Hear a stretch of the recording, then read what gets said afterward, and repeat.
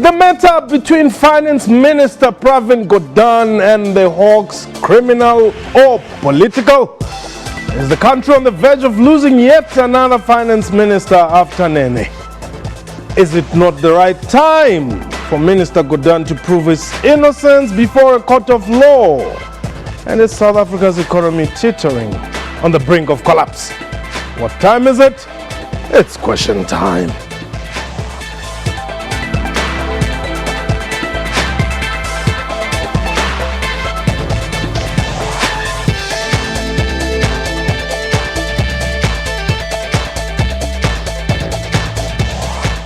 Hello and welcome to the show. My name is Paul. Said the standoff between Finance Minister Pravin Gordhan and the Hawks took an ugly turn earlier today following the NPA's issuing a summons on charges or alleged charges of fraud against him. The NPA Head Shaun Abrahams indicated that the clandestine and covert operations of the so-called rogue unit were unlawful. He also indicated that the Finance Minister is expected to appear in court on 2nd November on charges including fraud and amounting to over 1 million rand. The amount is alleged to have been paid on behalf of a former SARS employee, Ivan Pillay. It was apparently supposed to be a penalty payable by Pillay to the government employees' pension fund for taking early retirement. Meanwhile, the rand took a knock following the latest developments and was trading at 14.28. That is against the US dollar by midday. We are live and therefore you can call us and air your views. The numbers to dial 089-110-4210. Our Twitter handle at question time 24. My guests are Professor Piet Krokamp. He's a political scientist, and Lapam Peku is a senior research fellow at Trade Collective. But before we get into today's discussion, let's firstly talk to Tumaule Mhlaudu, who's our reporter in Pretoria. Some breaking news there, Tumaule. Apparently the BLA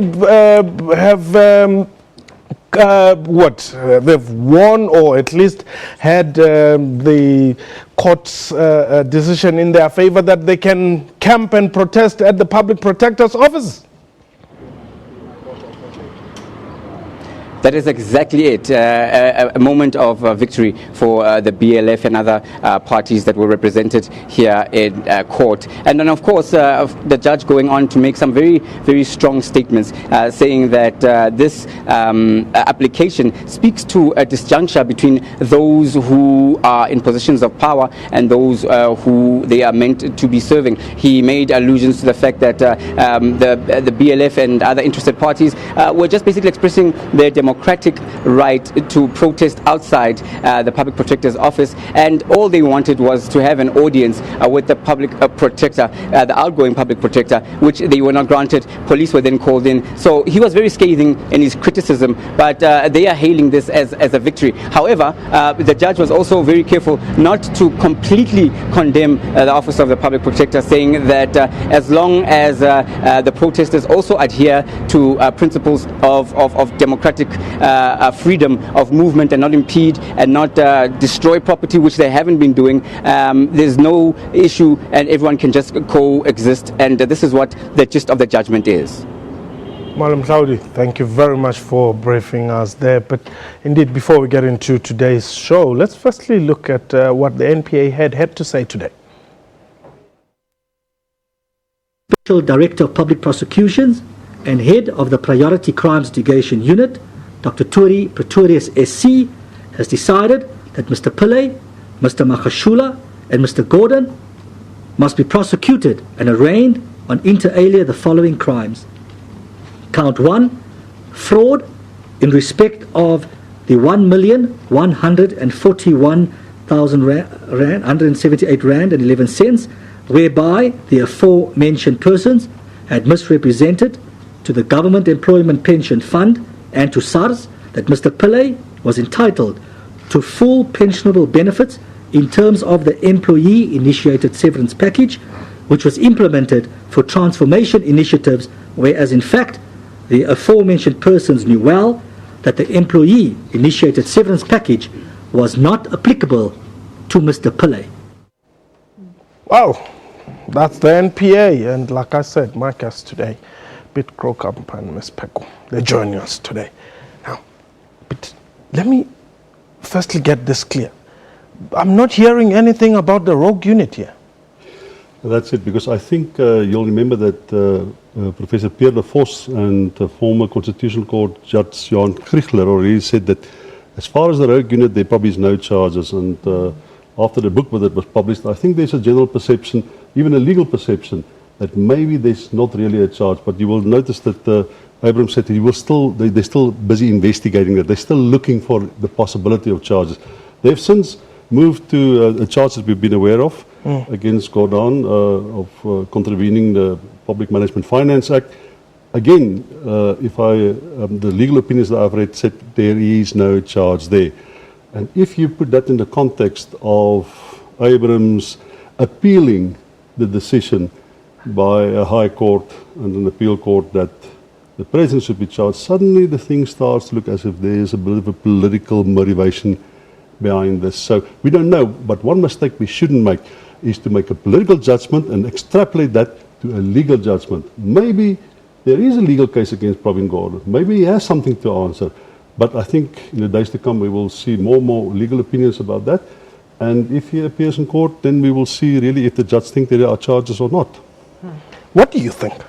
Yeah, so I think to pick up on that, we have a history in this country of conflating legal and political matters. And I think in the public perception, it's become increasingly difficult to distinguish between the two. So the veracity of this now is now clouded by conspiracy theories and really a sense of mistrust and a sense in which there isn't a, entirely goodwill in some of these processes. Now, the NPA is at a rocky road in its formation. It's had accusations of not being entirely independent before. Bulelani Ngoka, if you remember correctly, was removed by the then President Mbeki because he thought that the police commissioner, Jackie Slavey, should be prosecuted. Yes. And of course, President Mbeki thought that it was not in the interests, the best interests. So when does this discretionary power that the president seems to have to decide what is in the best interest in terms of prosecuting come into play, and when does it not? So the distance and the stance in this instance by President Zuma, I mean, noticeable by his absence currently in Kenya with President Uhuru Kenyatta, if our sources are correct, is completely different. And I think that he's perhaps strategic absence. And of course, Come on now. Are you saying that the president is away so that... I'm saying that there's a marked difference in the handling of this. Are we supposed to read something into that? I don't know, but I do think that there's an inconsistency in the way that the NPA has conducted itself. It has not always been easy to determine whether or not they are doing the bidding, they're bidding as a prosecutorial body. And of course, they have a huge discretion. Unlike some of the other institutions, they have a discretion of when to prosecute and when not to. Why now and why this and why him? I think one must just be careful. If you keep on thinking that Jacob Zuma picks up the phone all the time and calling and then things happen, I think you might make a mistake. If there's a systemic problem, Abrahams might be acting in the interest, serve the president's interest, but I also think that he serves other people's interest. It's much broader than just the president. If there's something going wrong in a South African political system, it's not necessarily always the president. No, it's it not. might well be that the system has become so weak and so the authority has been so dispersed, so opportunistic, perhaps so patronage driven. It can't be about the president. Obviously, it's a structural issue, and this is exactly the point, is that the conflation between legal and political issues have been a feature of our politics for so long. Hold it there. Let's take Mashwani. I don't know, is it Mashwani or Mashwani in Naturena? Yes, sir. Yes. Yes, I'm speaking to Paswani Kekana from Naturena. Oh, Dr. Paswani, I'm very sorry. I was told it's Mashwani. Dr. Paswani, yes. Go ahead. Yes, I just want to ask one question. When did the Hawk started questioning or investigating Pravin Gordhan? Is that after he was appointed or before? The charges were even before he was appointed as a finance minister? That is the only question that I want to ask. But does it make any difference, Ltebel? No, I just want to find out because we don't know whether he was questioned before, investigated before, or after. You understand? So that's why I want to find out, so that we must not say that it's a political motivated or what. You understand? Okay, that person. Yes. Well, but anyway, I guess you'll remember when the Sunday Times put the stuff in the front paper, and there's a whole lot of accusations in the Hindu that even that was a planted story, and opportunistically the Sunday Times bought into it. Even then, before that, it was simmering. But I think the important thing here is the case against Pravin Gordhan came on the table after it was obvious that he became the enemy of the president. So that again, I'm not saying there's no legal case. I'm simply saying that I think, like she has agreed, it smells of too much politics. We're conflating politics and the legal issues here, and this thing. I think I'll bet my last dollar it will turn out to be politics, even though I think if I'm an analyst I should give credence to the likeliness that there might be a legal case against Pravin Gordhan too. But if I've read Pierre de Vos correctly, he says there is no case, and he's laid out the law why there is no case. And his argument is there should be the intention to commit a crime or to abuse authority and power as stated in the law, and none of that can be proven by the Hawks or by the NPA. Let's take Francois. Francois, welcome. You're in the Eastern Cape. Good afternoon from windy city. Paul, how are you doing? I'm well. It's quite windy also in the country, eh? Yes, absolutely. Paul, my dear friend, as an ordinary South African citizen, to me, in my view, seems to me here's, a political game that's been played. Now let's backtrack a little bit. The state president has been accused of 250 million. Where was the NPA? Now you look at the NPA and you wonder at times, is the NPA not a tool of maybe, political strings being, pulled from time to time? And now here is the Minister of Finance, Mr. Pravin Gordhan, who now all of a sudden, he was appointed a few months ago again as the Minister of Finance, and all of a sudden, this hullabaloo about, rogue unit involvement and all this. But wasn't the President aware of him being actually investigated, or as this thing just came up recently? Okay. Now all these kind of things.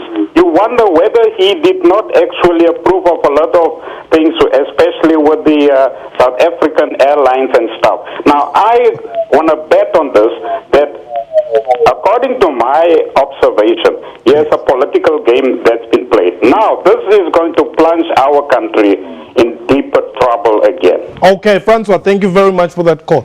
Well, indeed, should we be worried, and talking about the hoi polloi now? The who? The hoi polloi, the masses on the ground. I think basically there are a couple of things that are quite interesting about that call. The one is the notion that this is about the narrative behind what we're being told. So remember that this comes in the wake of contestations between ESCOM, the Treasury, and the state, as well as the Ministry of Energy, around the nuclear deal, which is worth anything between 800 billion and 1.6 trillion rands, okay? And the Russians are involved, etc., etc. And we're aware that there's been a tension both with the former Finance Minister, former Minister Nene, and of course with Minister Gordhan around whether or not there was the efficacy of this. And now Minister Nene had said that we should wait. We can't afford this. It would, wait until about 2025. Now there's a sudden move to accelerate this, and it was signed under the most secretive, covert circumstances, which a lot of observers have called into question and have called unconstitutional, in fact, and actually in contravention of a lot of PFMA regulations as well, in terms of disclosing public expenditure. Now, this feeds into the notion that different state-owned entities, including the SAA, are really there as some kind of, how can I put it delicately? I can't, as a slush fund for particular interests, and that there's a way in which people are being postured or muscled in or out of positions if they are seen to be contravening or getting in the way of access to those resources. And I think that it really does call into question the rule of law, our systemic issues, and the kind of governance that we are trying to promote. Itumeleng. Thank you. Welcome. Yes, thank you very much. Yeah. I hear what your guests are saying, especially what Mr. said there. Yes. And then I think it's very good sometimes to look at things in all directions. It's very good not to only concentrate on one way of thinking because of maybe we want to see Zuma as everything is saying in each and everything that is happening.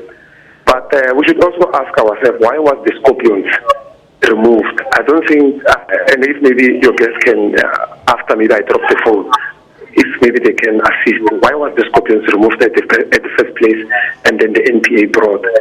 You know, most of the things they will eventually become political.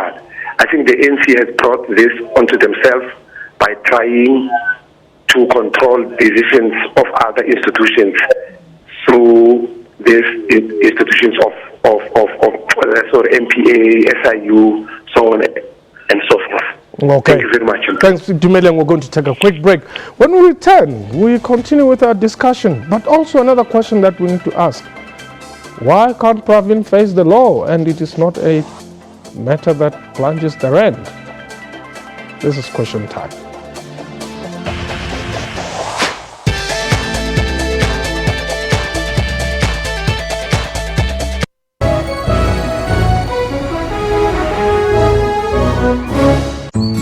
When we were little, life felt big, with something new to discover around every corner.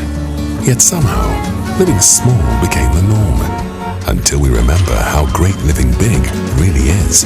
At Macro, we're still big on being big. Big on convenience, experience, range, and savings. Big on the moments that matter.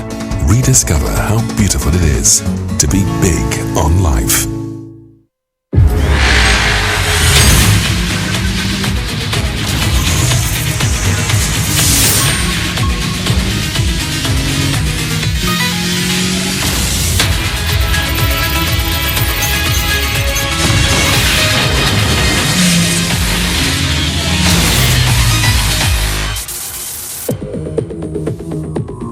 Another round?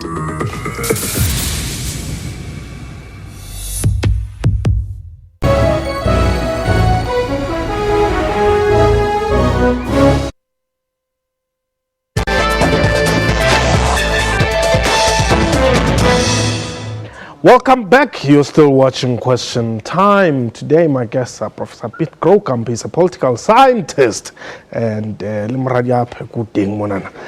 she's a senior research fellow at Trade Collective. Tsepiso, welcome. Tsepiso? I think we have a serious problem here in our country. We seem to be politicizing everything that has been happening here. Yes. Why can't we just let the law take its course? Because now we can go back to that public protector in the Gandra matter. People who ate the money there, they were not arrested. Only 7 million from that 200 and something million came back. Now, to see that we are politicizing things, about 100 and something million is gone. Nobody knows where it is. We only say Zuma ate the money. Where did the money go? We should just let the law take its course and stop using our public institutions for political gains. Okay, so thanks very much for the question. Well, but indeed, the question should be also, why can't the Minister of Finance go to court and we don't have to suffer? Okay, that might be a good question, but at least 3 courts have suggested in their judgments that the president should stand trial as well. And the NPA has not even charge the president, but kept on referring the matter to the next court and the next court, which gives the impression that they do not want to charge the president. And then today, Shaun Abrahams said, without a sense of irony, he said, the days of members of the executive getting away with crimes, it's over now. I mean, really, did he think when he said that? Because there's somebody else that also needs to stand trial. And 3 courts have already suggested that.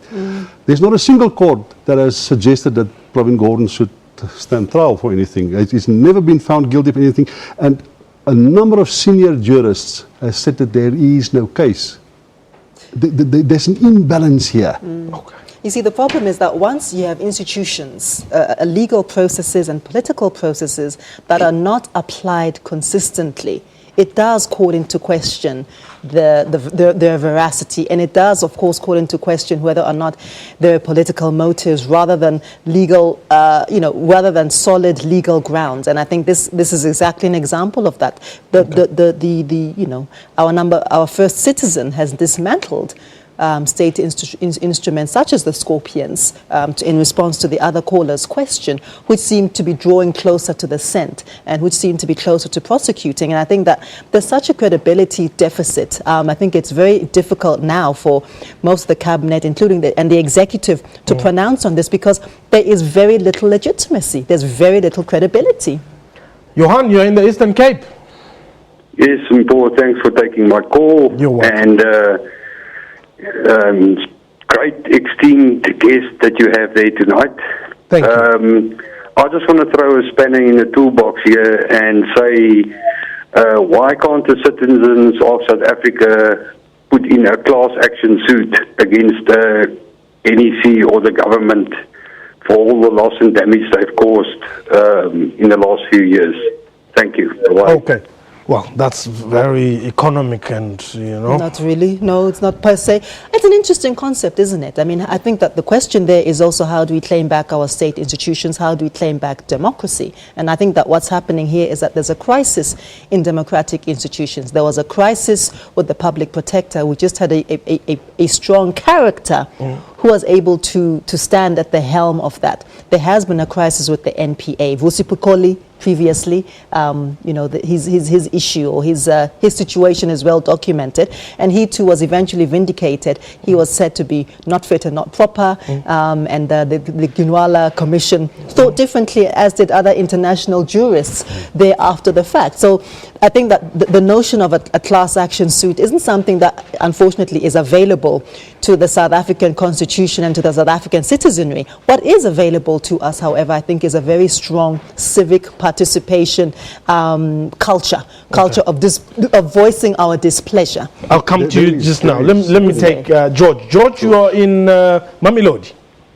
Yes, Mpho, how are you? I'm well. Thanks for the call, George. Mpho, I just wanted to ask perhaps the panelists. Yes. The question of what is happening currently reminds me of what happened during Mbeki's time. When Mbeki was about to leave, Zuma was charged, and then now Zuma is charging this particular person. Now I'm asking myself, is history repeating itself? Okay. Thank you. Thanks very much, George, for that. I just want to come back to something else. The idea of a class action, civil society taking a sort of a class action position again. We just call it something else. We call it an election. And in the last election, civil society has made it very clear that they're very suspicious what's going on. The ANC didn't lose the election, but it must be obvious to the ANC and to the government and to President Zuma that society is very, very suspicious about his intentions. And if it's not being understood by him and not being told to him by the opposition parties, within the ANC, more and more voices tell him that we plan to act against what we think you stand for. So there is a sort of a class action going on in any case. But will it help Minister Gordhan to lobby, if I may use the word, the support, the way that it has been happening subtly.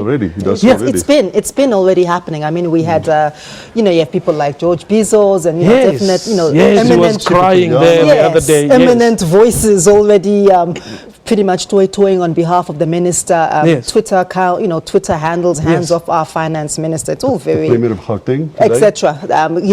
Coming out to bat on his behalf. And, we see a breaking of ranks. That's the one thing. We see a breaking of ranks and certainly a certain disintegration in relation to, the NEC, the government, parliamentary institutions, the opposition. There's a disintegration, which is worrying, but it's also encouraging because I think that it illustrates that the monolith of power cannot hold. What is now going to happen? Does he have to resign?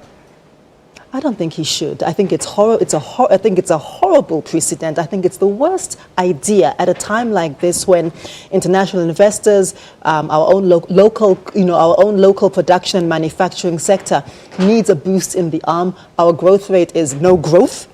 We're stagnating. But you can't have a Minister of Finance appearing in court on fraud and corruption charges. I mean, it's just you will have ridiculous. to either be suspended. Or go. I suspect there will be a cabinet reshuffle soon. Okay. Well, unfortunately, we've run out of time. Horrible. Yes, unfortunately. But yeah, that was question time for today. A big thank you to my guest and to you for watching the show. From me and the crew, you have yourself a wonderful time. Ivan Pillay.